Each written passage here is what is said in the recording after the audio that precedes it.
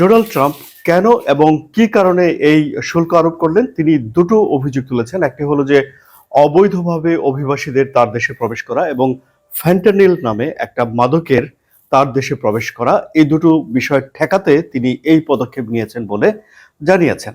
এখন ফ্যান্টানিল চীন থেকে যায় বলে তিনি অভিযোগ করেছেন এবং চীনকে যে শুল্ক তিনি আরোপ করেছেন বা আরোপ করতে যাচ্ছেন তার পিছনে তার যুক্তি হলো যে চীন যদি এই ফ্যান্টানিলের আমেরিকায় যাওয়া বন্ধ করে চীন থেকে, তাহলে তিনি এই শুল্ক প্রত্যাহার করে নেবেন। এখন চীন কি বলছে?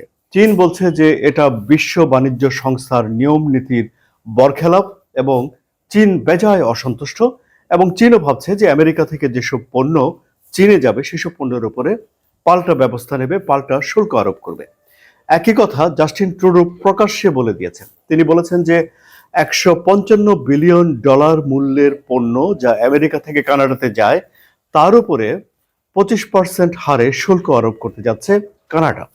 শুরুতে তারা একটু কম ভলিউমের পণ্যের উপরে শুল্ক আরোপ করবে এবং 21 দিন পর এই পুরো ভলিউমের অর্থাৎ $155 বিলিয়ন পণ্যের উপরে তারা শুল্ক আরোপ করতে যাবে। খুশি নয় মেক্সিকোর প্রেসিডেন্টও, তারাও ব্যবস্থা নিতে যাচ্ছে।